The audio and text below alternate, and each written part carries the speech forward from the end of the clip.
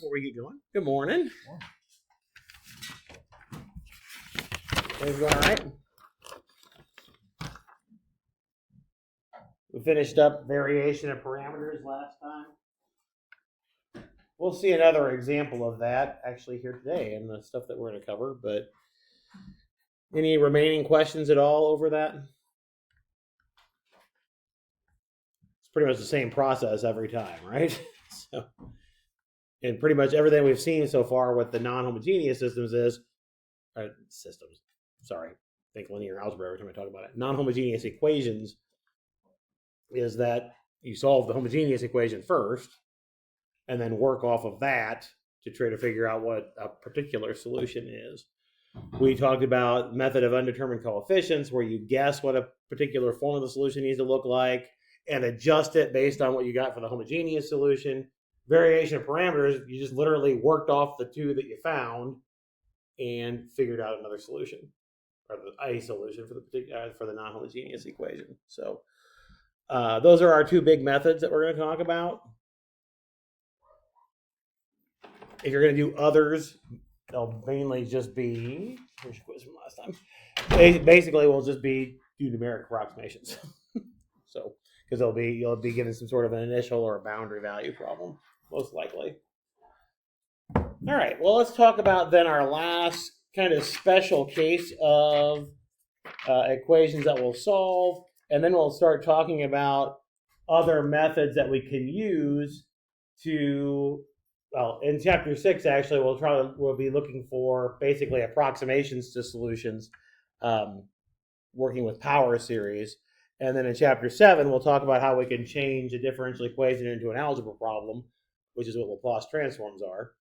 And then in chapter 8, we'll switch over and do systems. And then whatever time we have left for the semester, we'll talk about doing more advanced approximation techniques. So we did Euler's method earlier. We'll do some more advanced ones.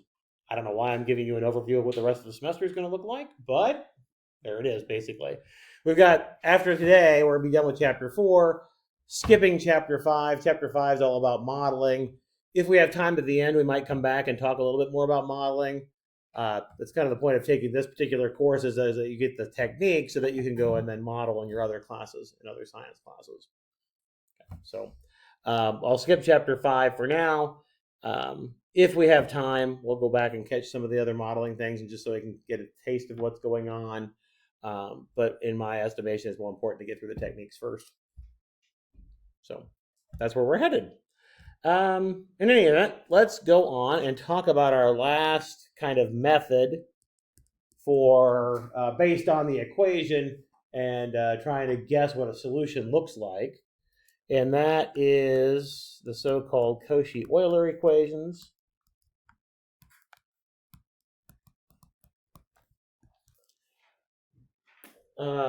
These particular types of equations do pop up in practice. I don't actually do a little bit of the searching. One is in physics when you're talking about beam deflection, bending things, and in finance, in pricing derivatives, which I thought was interesting. Derivatives in finance are basically made up things. You can do things like, well, I'm going to agree that I will sell this at a certain price to you 6 months later, and you have the option of whether or not you want to buy it at that time. That's an example of a type of derivative. You don't have to worry about that because I'm not going to talk about anything about it at all. But just wanted to let you know that it's a specific type of equation that we're going to solve today, but there really are, honest to goodness, physical and financial applications to them. All right. So what does a Cauchy-Euler equation look like? Well, basically, you've got, of course, some nth order equation.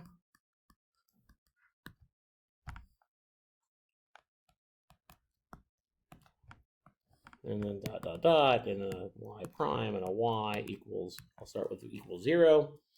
We've got some nth order equation, and then we've got powers of x out in front that match the order for each of these terms.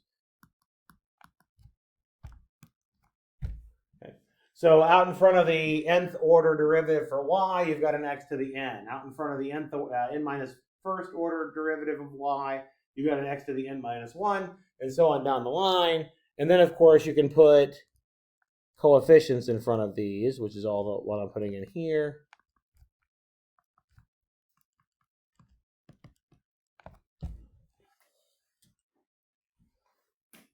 So you get some a sub n x to the n nth derivative of y, a sub n minus 1 x to the n minus 1 n minus first derivative of y, so on down the line. So the important part for what makes it a Cauchy-Euler equation is the fact that the n on the x, the power on the x, matches the order of the derivative on the y for each term. So that's the specific form of this type of equation. Cauchy and Euler were famous mathematicians that worked on these types of problems, so that's why they have this name. So, all right. So how do we solve it? Well, let's just do a specific example and see if we can figure out how to solve it. It's going to look a lot like what we did for linear differential equations with constant coefficients. Okay. So this is number 6 in your text. In section 4.7. Number 6 has x squared y double prime plus 5xy prime, and then a plus 3y equals 0. Many of these problems we do today will be homogeneous equations. We will do at least an example of a non-homogeneous equation with variation of parameters later. All right, so remember when we did constant coefficients, we made a guess for what the form needed to be for our function. With constant coefficients, what function did we guess the solution had? An exponential, right? And the reason for that was because we were doing constant multiples of the function and everything needed to cancel out, right? This one we're not doing constant multiples. We've got these x's. However, when we take a derivative, say for the first derivative here, I'm bumping the power back up by 1 again when I multiply by an x, if you will. Here, I take the second derivative, I'm bumping the power back up by an x squared by 2. So a logical guess for what a solution might look like here is x to a power, because then my powers will match again, right? So what we're going to guess in this case, and literally it's a guess just based on the form of the equation. We're going to guess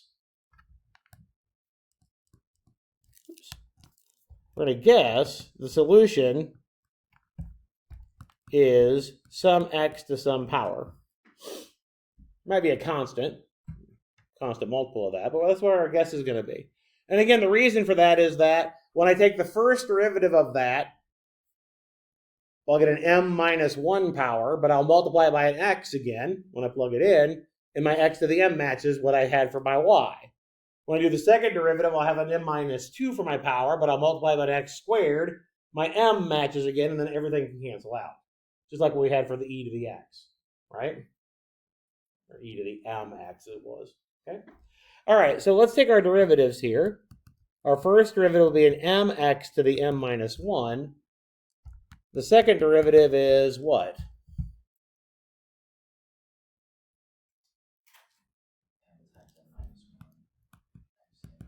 Okay, good. So notice this is a little bit different than when we did e to the mx. When you took the second derivative, we just got an m squared, right? These things that are coming out in front are those powers that we keep bringing down. So if you had a third derivative, if you had a third order equation and needed to take a third derivative, you'd have an m times an m minus 1 and an m minus 2 at that point, right? Okay. So now let's plug these things in. We would have x squared times m minus 1 x to the m minus 2 plus a 5x times mx to the m minus 1 plus a 3x to the m equals 0.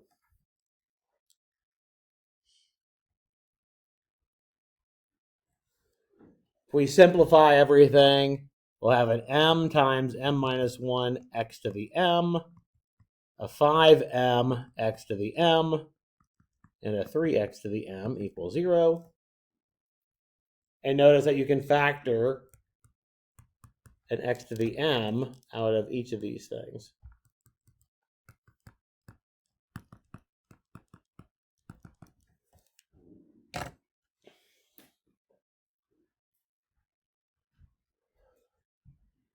I know I wrote that down a little bit quickly, but the algebra is identical to what we did for constant coefficients, right?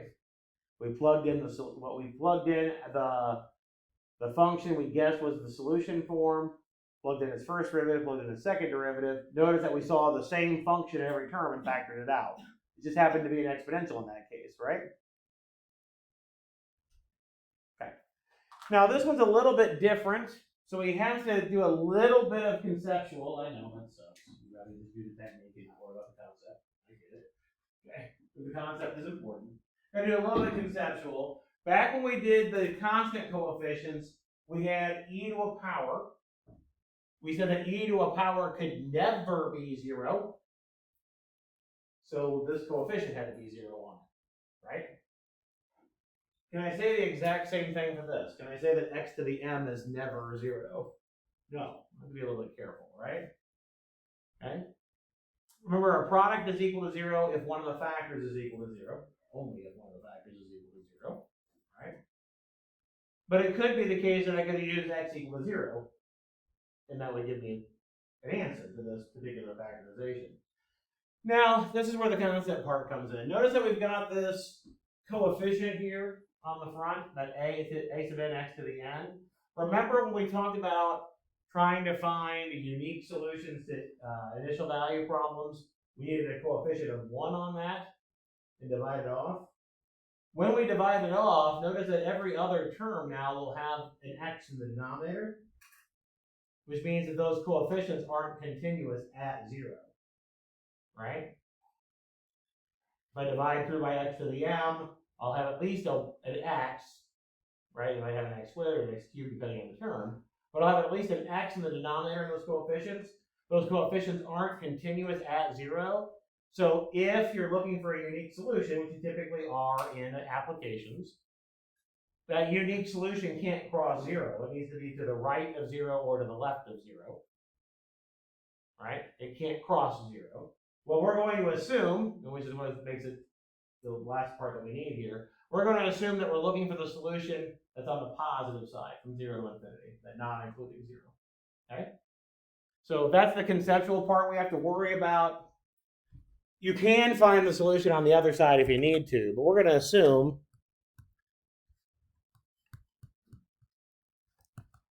that we're looking for a solution on the interval from 0 to infinity. Honestly, it makes sense that we need to do this anyway. Even though I've got an x squared and an x as coefficients, there's nothing that says that my power that's on my solution has to be an integral power. It could be a 1/2 power. It could be a negative 1/4 power. I don't know what the power is. I'm trying to figure out what it is to find my solution, right? If it's a 1/2 power, could I put negatives in for x anyway? Not a trick question. If it's a 1/2 power, can I put negatives in for x anyway? No, it's square root, right? Okay. So it makes sense that we need to restrict our domain anyway. So we might as well just restrict it to the positive side. Okay. You can play around with this to where it works on the negative side, but we're not going to worry about doing that. We're just going to worry about the positive side. All right. Now that I went on that little 2-minute tirade, if you will, if I'm only worried about the positive side, can that ever be 0? No. Okay. So now we have that x to the m is not equal to 0. So we must have m times m minus 1 plus 5m plus 3 equals 0. So exactly like what we had in the constant coefficient case, we have an algebra problem to solve. This is also called the characteristic equation. Same name, it's just for a different class of equation. But now we solve. We get an m squared. We'll have a minus m plus 5m. So we'll get a plus 4m plus 3 equals 0. Does that factor?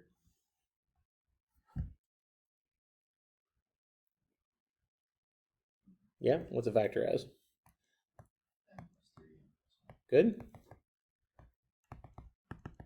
So we'll get negative 3 and negative 1. That's our solutions. Now notice that these m's correspond to the power on the x here, right?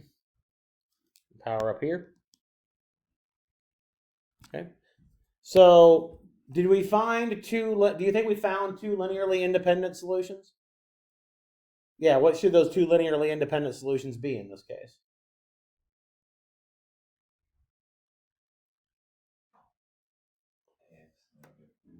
Yeah, the x to the negative 3 and x to the negative 1, right? Those are going to be our two. Certainly, I can't do a constant times x to the negative 3 and get x to the negative 1, right? They're not constant multiples of each other. So they're definitely linearly independent. So our general solution then here for our equation will be c1 x to the negative 3 plus c2 x to the negative 1. Remember, when we find the two linearly independent solutions for our second order differential equation, we use that linear combination of the two to give us our general solution to the equation. So once again, just like what we did for the constant coefficient case, we reduced it to an algebra problem. That sounds familiar. We're going to do that in chapter 6. We're going to do that in chapter 7. We're going to do that in chapter 8. We're going to continue to reduce these things to algebra problems. Okay. All right. Any questions on that? All right. This is pretty much today's lecture, so we're going to just practice around with these things and see what happens. All right. So let's do another one. This is number 4. Number 4 has Number 4 has xy double prime minus 3y prime equals 0.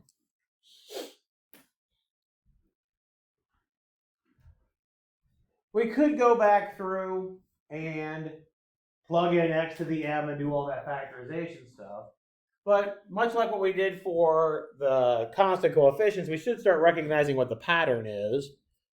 When we've got this term here, for our characteristic equation, what piece is going to come out? M times m minus 1, right? So this will be m times m minus 1 here. For this piece right here, for the first order part, what comes out? M, all right? So it'll be a minus 3m there. Notice that the x's don't have any bearing on. Oops, this should be an x squared. That's interesting.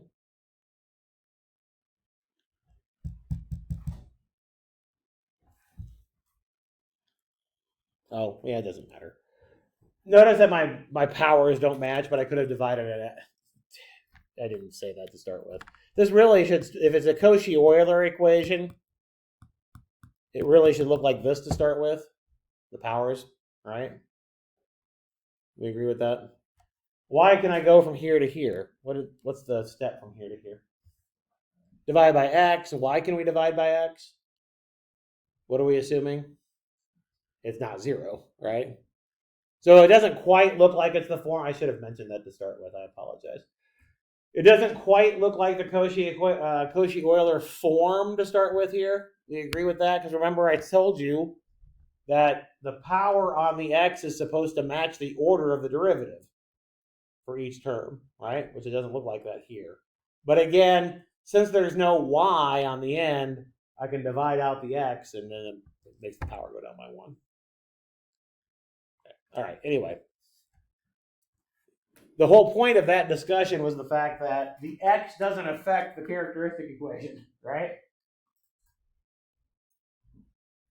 I'm looking at my powers. It's a second derivative, so that's why I've got m times n minus 1 here. We already established that if it was a third derivative, it would be m times n minus 1 times n minus 2 there. Because that power comes down each time we differentiate, it's going down by 1 each time. Okay. We okay with the equation? Cool. All right, so let's go through and solve this. Oh, hey, I'm still on the laser pointer part. M squared minus 4m equals 0.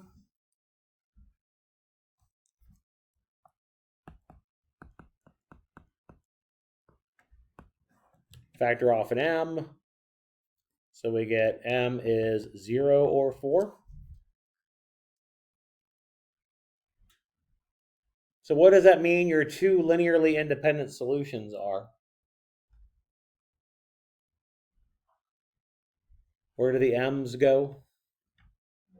In the powers, right? So what are your two linearly independent solutions here? Yeah, it's an x. Yeah, it's an x to the 0, which is just 1, right? So when you write your solutions, then I would have a c1. There would be an understood x to the 0 there, because that's going to be 1. And then plus c2 e to the 4x. Or not e to the 4x. What am I talking about? X to the 4th. Try that again. Easy to do, right? Because of all the other stuff we've been doing.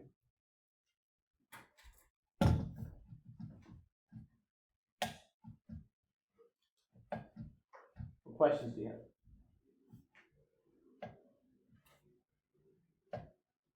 Okay.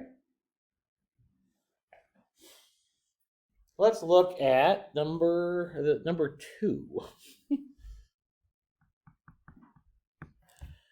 There's a reason why I'm going. It looks like I'm going reverse, but there's I thought these were better examples when I was working on them out the other day.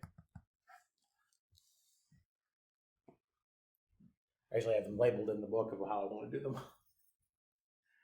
4x squared times y double prime plus a y equals 0.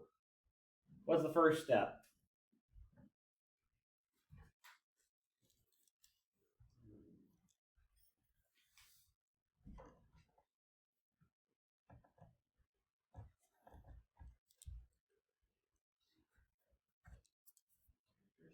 The characteristic equation, right? What is the characteristic equation in this case?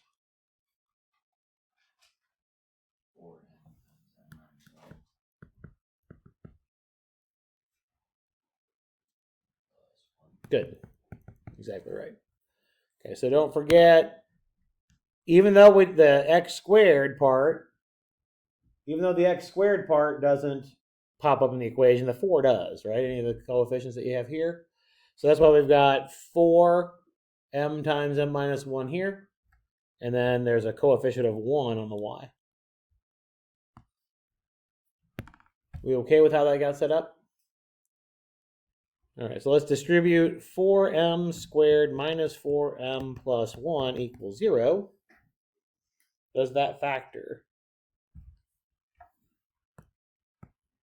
I think it does.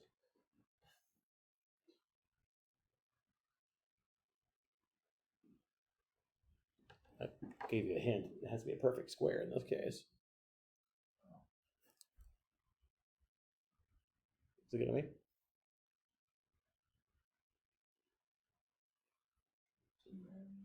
Good. 2m minus 1. Good.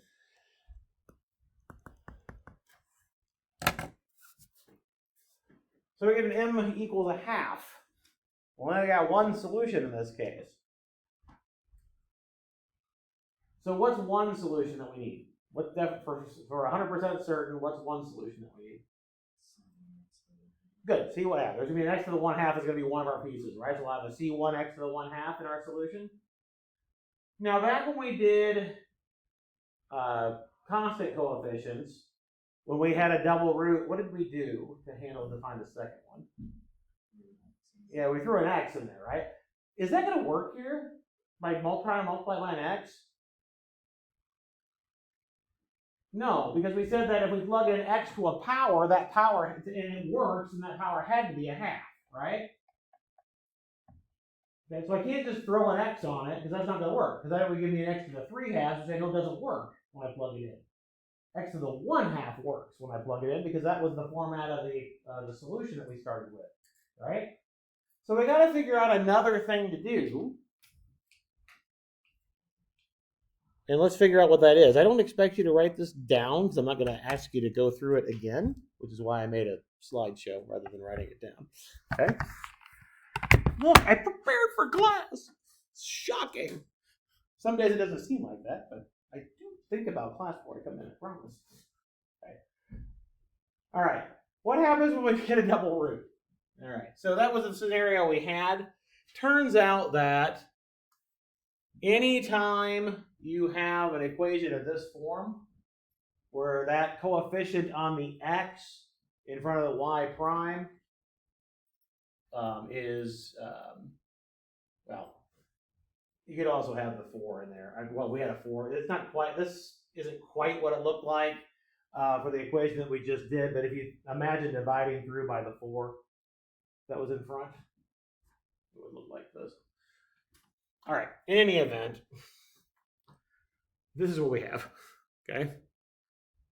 It really would fit that, because if you divided through by the 4, you'd have had a 1/4 in front of your y on the end, which means your a 1/2. If I put 1/2 in for a, I get 0. Okay, so this is the right form. So let me just show you what that looks like. Remember our characteristic equation, m times m minus 1 goes in front of your x squared. 2a minus 1 goes in front of the m. You have an a squared. If I multiply all that out and simplify, you get an m squared minus 2am plus a squared, which is m minus a quantity squared, which says your m is equal to a. So that's your double root, right? So that is the scenario that we have here. All right, so we already established we have one solution, is x to the a. How do we find the second linearly independent one? All right. Well, we just did, we did variation of parameters last time, but back before the last test, we did reduction of order. So remember that we know that it can't be a constant times the one we have, so it must be some function times the one we have, right? So let's just go through reduction of order and see what the format has to look like. So remember, reduction of order is we assume we have some function u, multiply it by y1. What's your first derivative of that going to look like? It's a product, so what's it going to look like?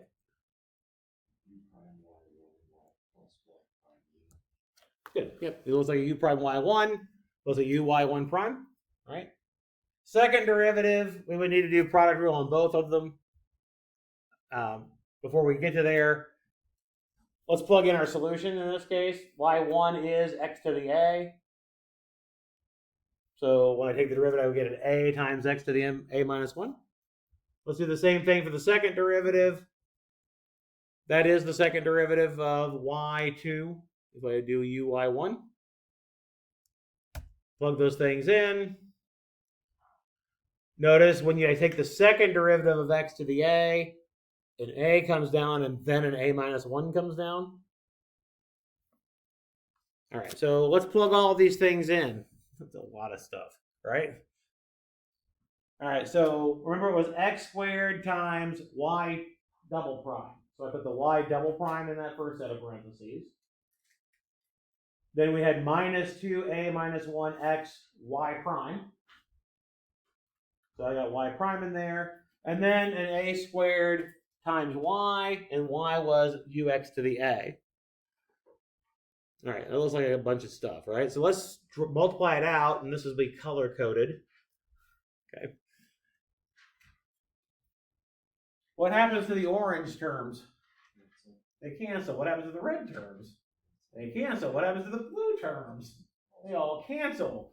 Notice that this, when we do this, it simplifies to u double prime x to the a plus 2 and a u prime x to the a plus 1. Remember, that was the idea behind reduction of order, right? It changes that second order differential equation to a first order differential equation in u prime, right? And it always made it separable when it was homogeneous, right? So we can separate the variables. What's the antiderivative on the right-hand side?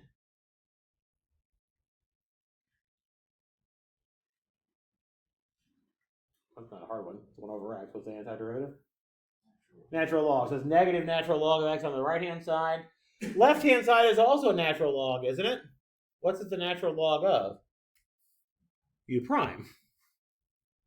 So you have natural log of u prime equals negative natural log of x. Use your properties of exponents and pop the negative 1 up.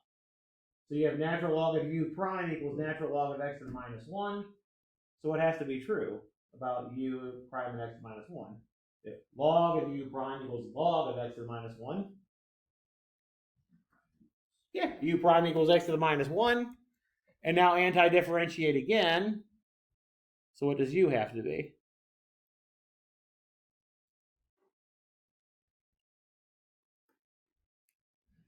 Natural log of x, yeah.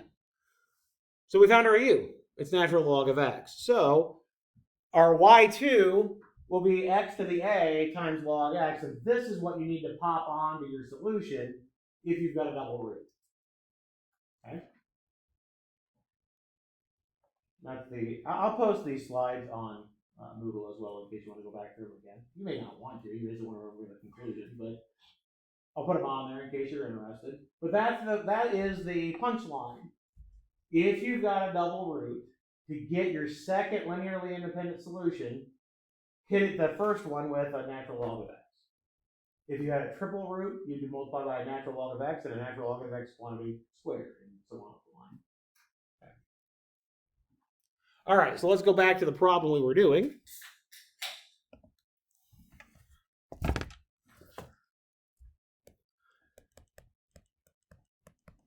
So our first one was x to the 1/2. Our second one will be x to the 1/2 log x. By the way, that also helps that, it helps that we were restricting to positives because log x doesn't, its domain is 0 to infinity. And again, moral of the story, if you need multiple linearly independent solutions and you had a multiple root, you hit it with increasing powers of log x. And that'll give you your linearly independent solutions. Okay? Just like what we did for e to the x, we hit it with x's. In this case, we hit it with natural log of x's, which is kind of symmetric, right? We had an x, e to the x. Now we kind of think about looking at the logs. You have an x and a natural log of x. That's symmetric. Doesn't quite work that way, but there's a nice symmetry there to the format of it. At least I think there's a nice symmetry there. You can think what you want. All right. This okay? All right. Let's see what happens when we do an initial value problem. This is number 28. We got x squared y double prime minus 3xy prime plus 4y equals 0. Y of 1 equals 5. Y prime of 1 equals 3. I know a lot of the initial value problems that we've had before, kind of the initial value is for x equal to 0. Of course, we can't use x equal to 0 here. So a lot of the ones in this section, they'll use a 1, which is nice because it's easy to plug 1s in for x's. All right, first step, what do we do? Which is what?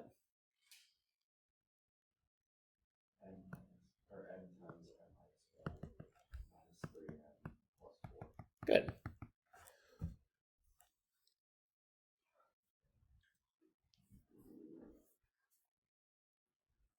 Simplify that out, we get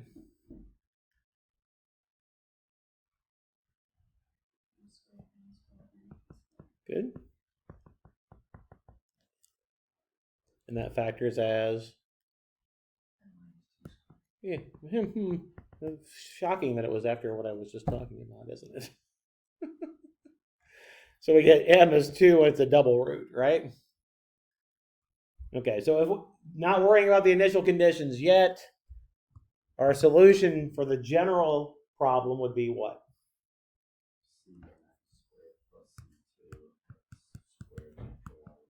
Fantastic. That's exactly right.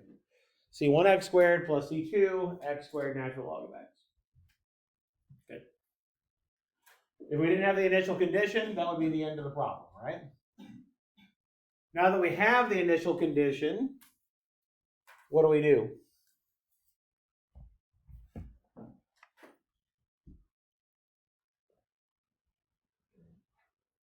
Was that?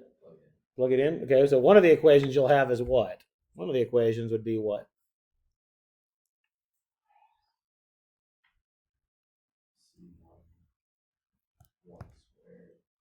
Yep.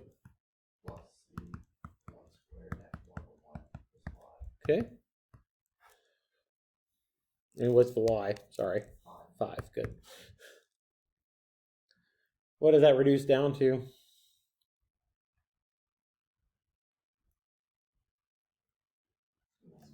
Yeah, C1 equals 5. Good, because natural log of 1 is 0, right? So that goes all the way down to C1 equals 5. Halfway done. How do we figure out the other one? Take the derivative, right? Ordinarily, I would have taken the derivative first and then got my system of equations, but it doesn't matter which way we do it. What is the derivative here?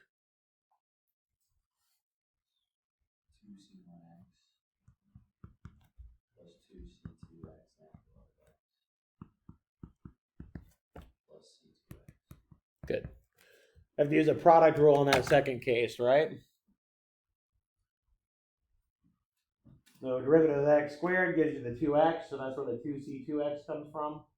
Derivative of log x is 1 over x, it'll cancel with your x squared. The x in the denominator will cancel with 1 of the x squared.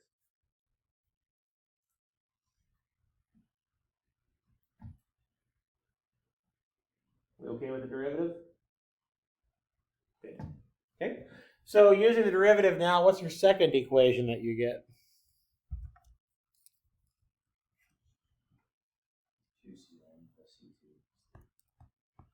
Okay, 2c1 plus c2 is 3.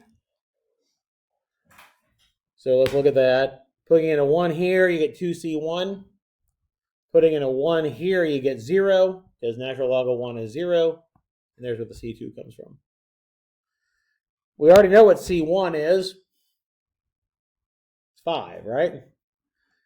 So c1 is 5.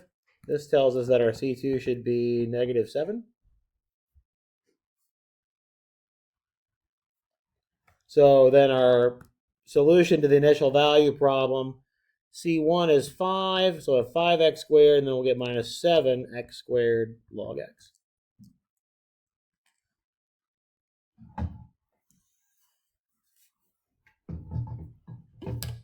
What questions do you have?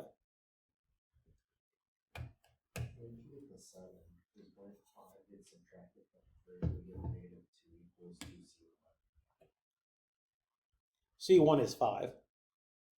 We found that from the first equation. Oh, yeah, yep. Oh, I see. You put it in for C2. Yeah, C1 is 5. So that's where the 7 comes from. It's always good to check my arithmetic because I do screw it up.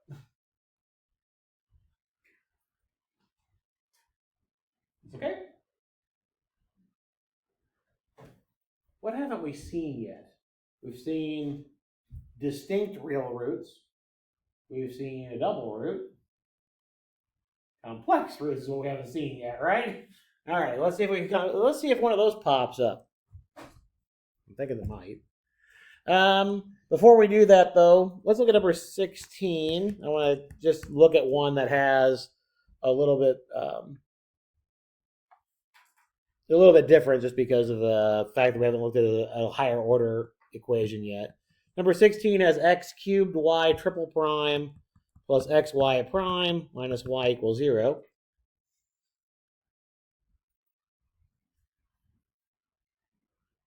Only just so that we can recognize what the pattern has to be for that third derivative. When we're looking for our characteristic equation, what part of the characteristic equation is going to come out of that piece?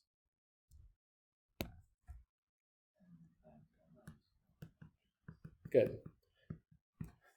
We have three derivatives of x to the m that we're taking, right? So the first derivative, then m will pop down. We have to decrease the power by 1. Second derivative, then m minus 1 pops down. Third derivative, then m minus 2 pops down. And you can continue this process for higher order equations. What's the next term going to be? Plus m, and then on the end will be a minus 1. Good.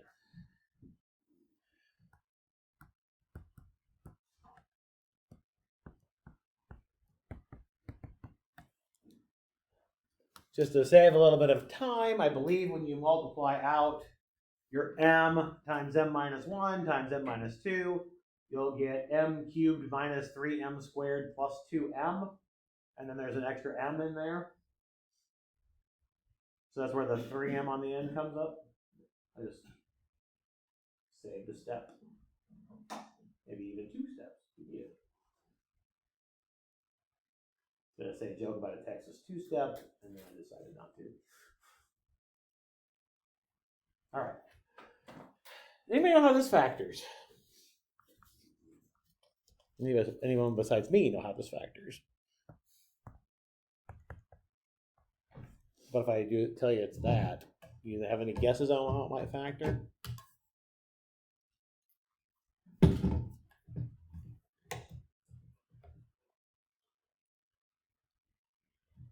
But you know what the first term inside the parentheses is? M, good. Given the fact it's a negative 1 on the end, do you have any ideas of what the second term might be? Minus 1, yeah, it's m minus 1 cubed.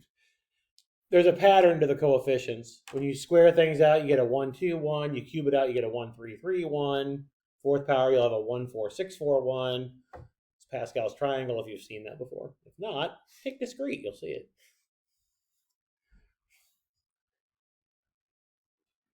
And the next one's 1, 5, 10, 10, 5, 1. There's a pattern. There's a pattern for the triangle. All right, anyway, so our solution here is just m equals 1, and it's a triple root in this case rather than a double. So this goes back to those multiple solutions. What are your three linearly independent solutions going to be in this case?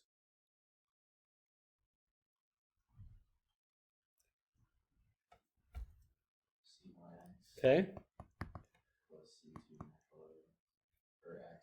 Okay.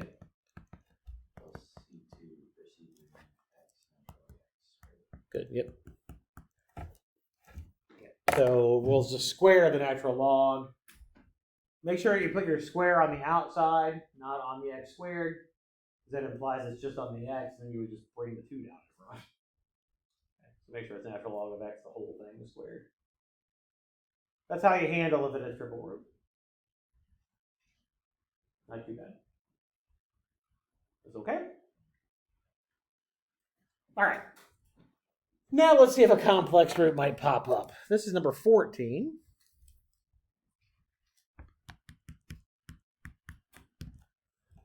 Number 14 has x squared y double prime minus 7xy prime plus 41y equals 0. I know the 41 looks ugly. It makes it so the complex numbers come out nicely. I know sometimes I'll pick problems and then the numbers don't come out nicely. This one does. I checked it ahead of time.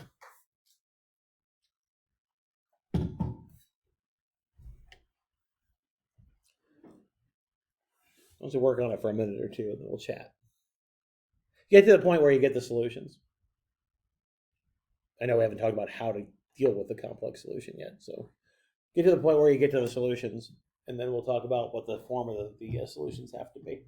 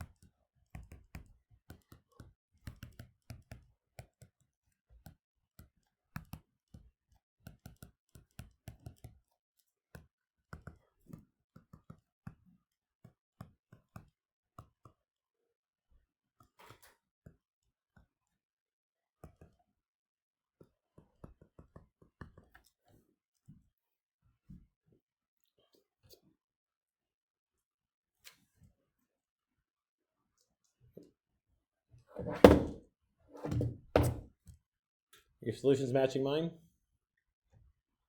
Yeah, cool. All right, great. So now we got to figure out what our linearly independent solutions are. And we want these things to have real values, right? We're solving things where our domains and our ranges are real numbers, not complex numbers. Okay? But if we just started with something that looked like, let's write it this way, x to the, I'll write it as x to the alpha plus beta I, start with, if I just put it in the exponent. Well, with our properties of exponents, oops, I can break it up as a product, right?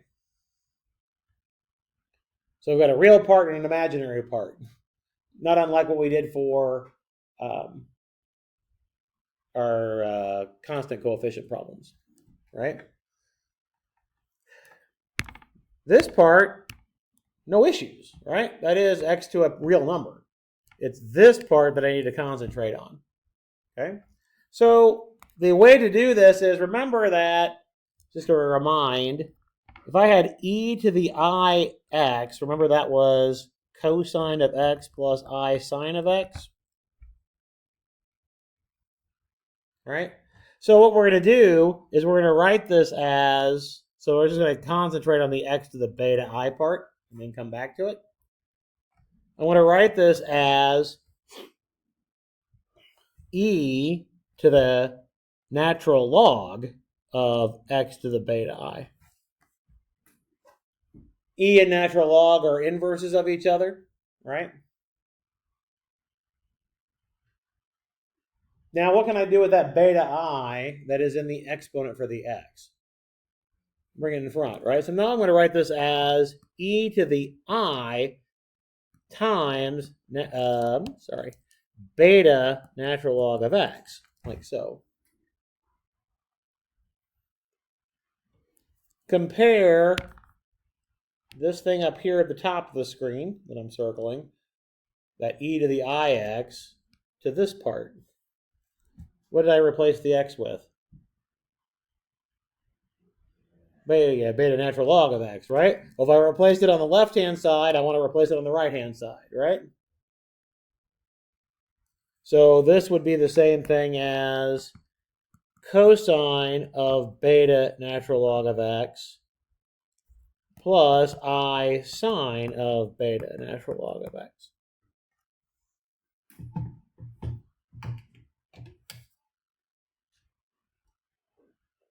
Now I know there's still an I in there, but remember we can play around with these things as linear combinations and split off the two pieces that we need, essentially.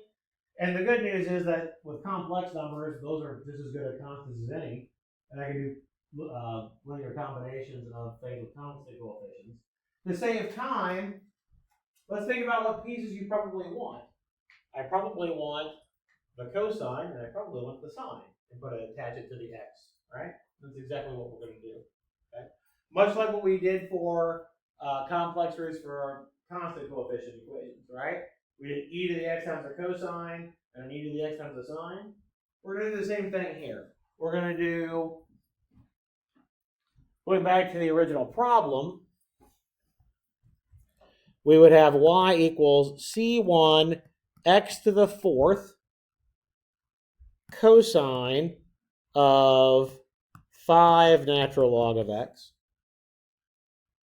and then plus a c2 x to the fourth sine of 5 natural log of x.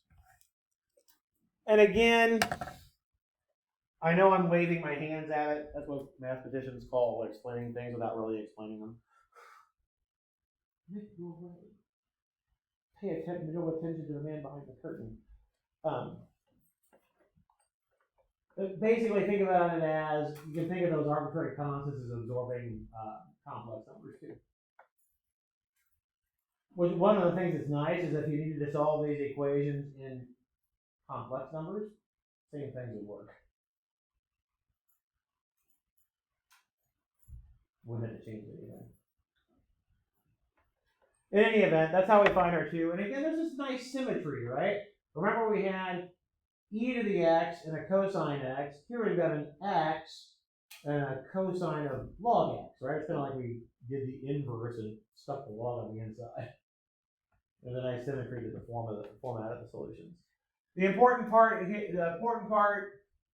real part of the complex root goes on your x. Imaginary part of your complex root goes in front of the natural log of x on the inside. That's the part to remember. Or that's the part to write on your sheet for the test, right? All right. Questions on that?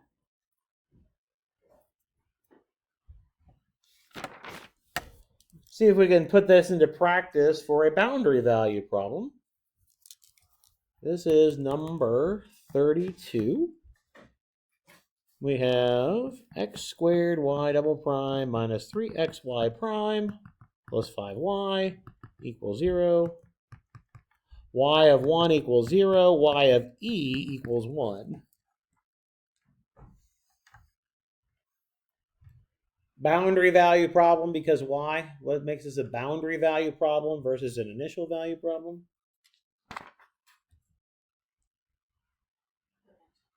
Yeah, the x's are different, right? Good. Notice that you could have 1 is the original function and 1's a derivative. What makes it boundary value is that the x's are different. It's exactly right. Okay. Remember, there's only one way to write an initial condition, but there are multiple ways to write boundary conditions. The big thing about boundary condition is that you talk about the function value at 2 different x's. Okay. Work on this one for a minute, and then we'll chat about it.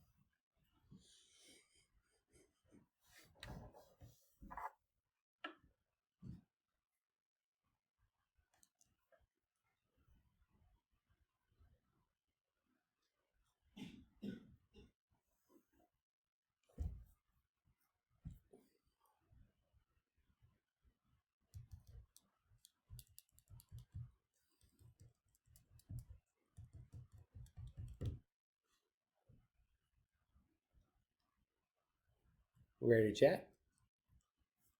You ready to agree with my general solution?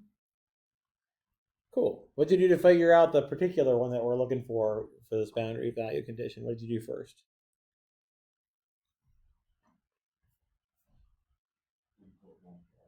Yeah, put in 1 for x, and you're supposed to get out 0, right?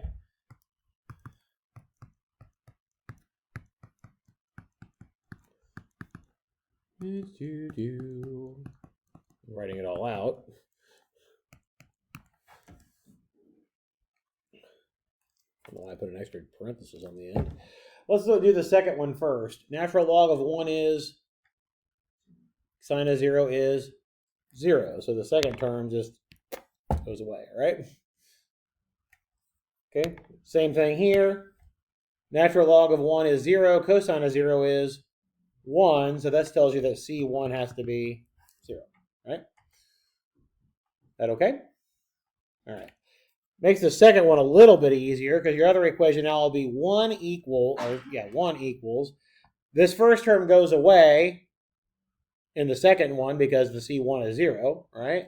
So we'll get C2 times E squared times sine of log of E. Log of E is 1, and that's about all we can do because there's not a lot of, we don't have anything nice about sine of 1. So your C2 will be 1 over E squared sine of 1. That's about all you can get. Doesn't simplify any better than that.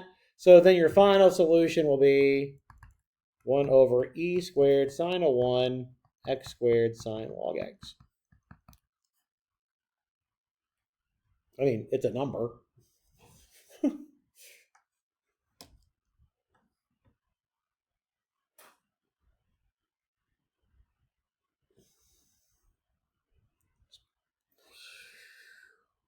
Probably somewhere around a quarter ish. It's a guess. I might be off, but all right. Well, E squared is about 3. Sorry, E is about 3. 3 squared is about 9. Sine of 1 can't be much, it has to be somewhere around a half. 9 halves, flip it over is 2/9, which is 0.2-ish. So that's why I said it's probably around a quarter. This is an estimate. Just a guess. That's what a calculator is for. All right. Questions on that one? All right. Let's do one more that basically reviews what we just talked about in the previous section.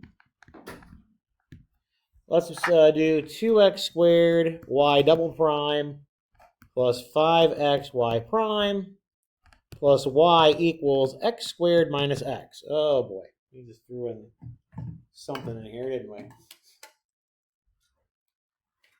That wasn't very nice. I changed it from homogeneous to non-homogeneous. Doesn't matter because your first step in solving a non-homogeneous is to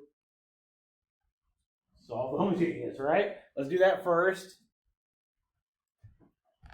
2m times m minus 1 plus 5m plus 1 equals 0. 2m squared plus 3m plus 1 equals 0. When we simplify.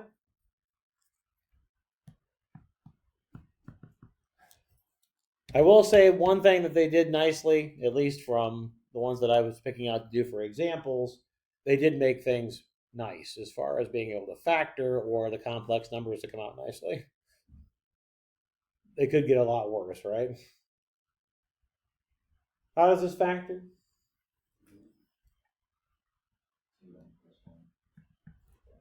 Good.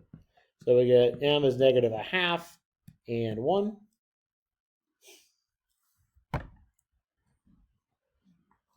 Yes, it is negative 1. Thank you. So your homogeneous solution would be C1 x to the negative 1/2 plus C2 x to the negative 1. That's exactly like what we've been doing. It was basically one that we did at the beginning of class, right? Where we had two distinct roots and threw them on the powers of x. All right, so now we want to solve the non-homogeneous equation.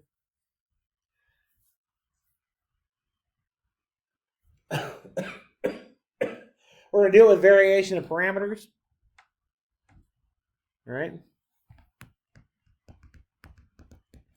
Remember, variation of parameters had that very specific type of system to solve, didn't it? We needed to figure out what the Wronskian was. And then we'll use that for our denominators to figure out our U1 prime and our U2 prime. So our Wronskian in this case, we'll do x to the negative 1/2 and x to the negative 1 will be in row 1. How do we figure out row 2? Derivative. Negative 1/2 x to the negative 1/2 and a negative x to the negative 2.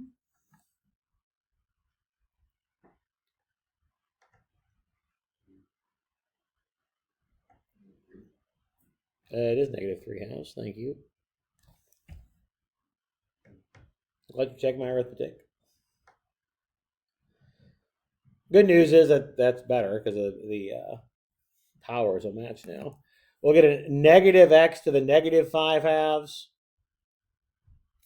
and then a plus 1/2 x to the negative 5/2. So you should get a negative 1/2 x to the negative 5/2. I was a little bit careful there.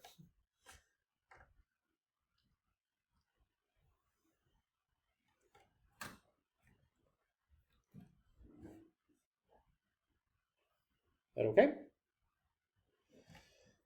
Now remember, we wanted the pattern was not really a pattern. The solution with Kramer's rule was that we used the Wronskian as the denominator, and then in the numerator we put a new determinant, right?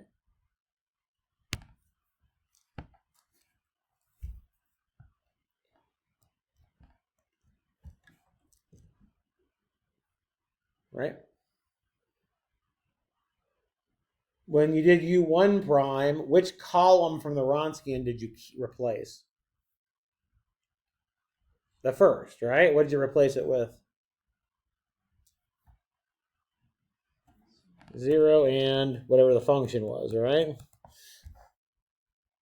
Because it was 0 and x squared minus x. And then the second column is the same. Right? And then in the second one, it's the reverse, right? You keep the first column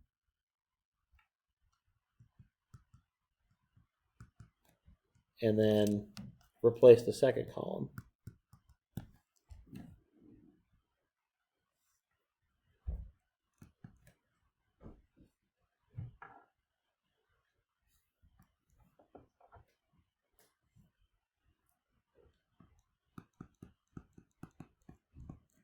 All right, so when we take our determinant, product down, the main diagonal is 0. We'll subtract.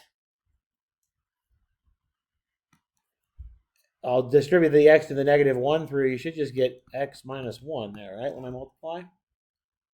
When I take the x to the negative 1 times the x squared minus the x.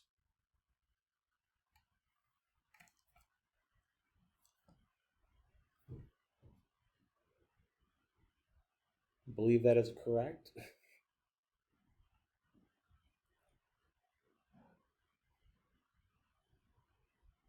Yeah. Let's simplify it a little bit. Obviously, the negatives cancel.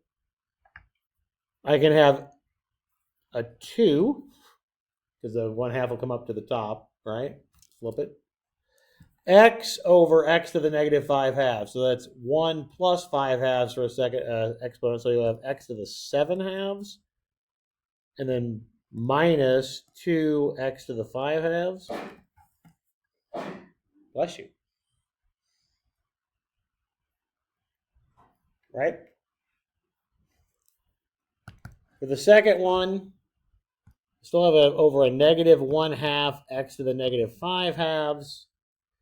On top, you'll get an x to the 3 halves minus x to the 1 half. Distributing the x to the negative 1 half through the x squared minus x.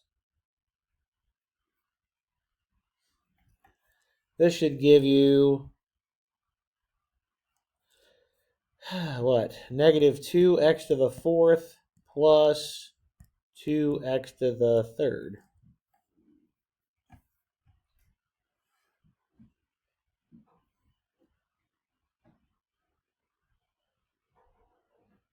We'll have to keep track of, but they're not nasty functions at least, because now what do you do next?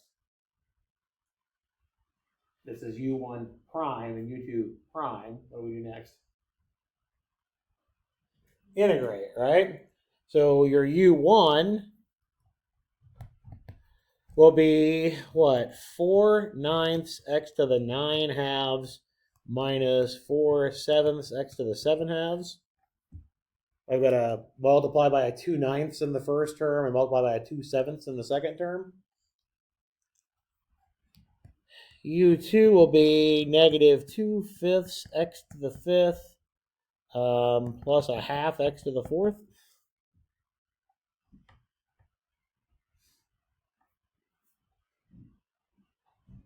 Yep.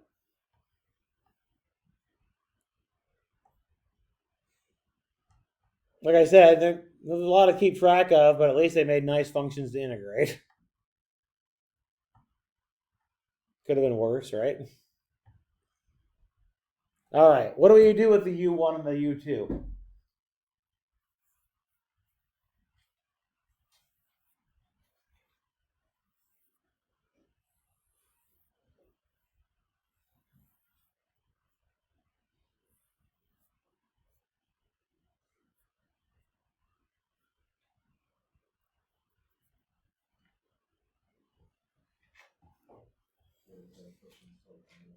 Yeah, good. Those are the coefficients for the y1 and y2 for your particular solution, right?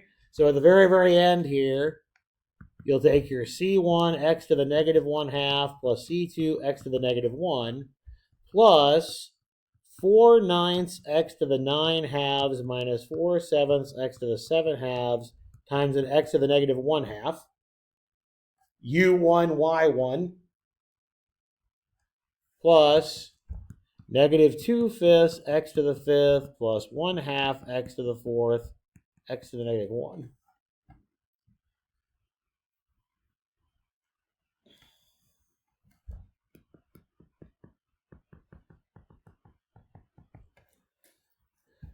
Oh, goodness. Let's see. Well, notice that if I take this one times that one, I'll get an x to the 4th. And if I take this one times that one, I get an x to the 4th. So I can combine like terms. I just need to figure out what 4/9 minus 2/5 is. That's 40/5 for a common denominator. So 20 minus 18. So is it 2 over 45? X to the 4th. And the other one, just like this one, oops, that's an x cubed. That's an x cubed. So I need to do minus 4/7 plus 1 half. So that's 14ths. 8 14ths, 7 14ths. Let's get a 14th, and it's a minus.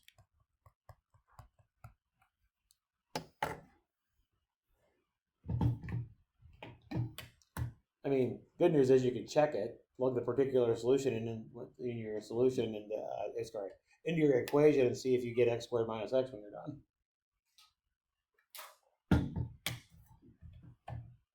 Simplifying stuff aside, is the process okay?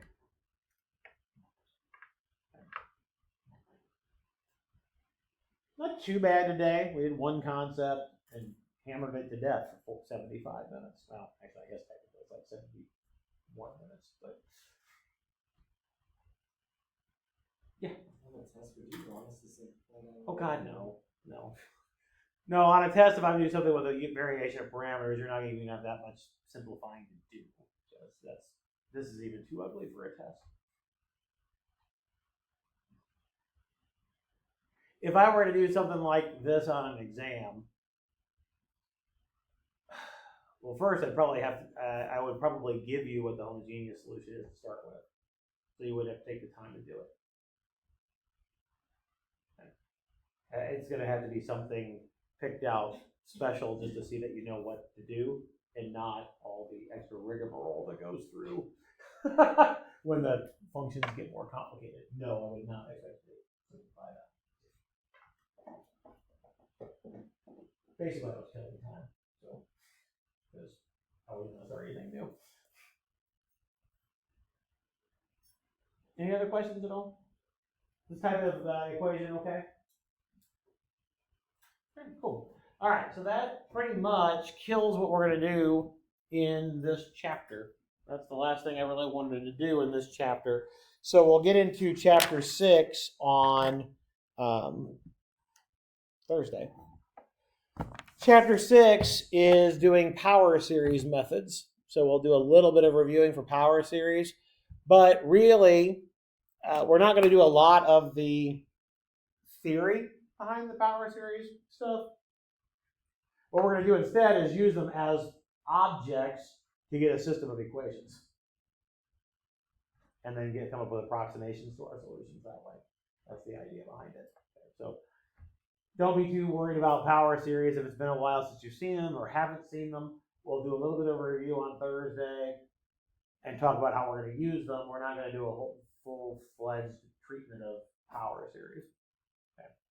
Yeah, Trace. Do you have a quiz? No. Unless you want one, you want one?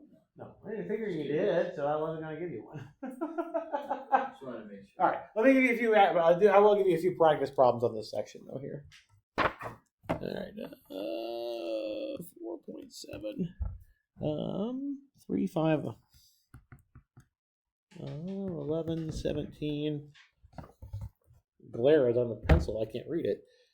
21, 27, 29. All right. Have a good one.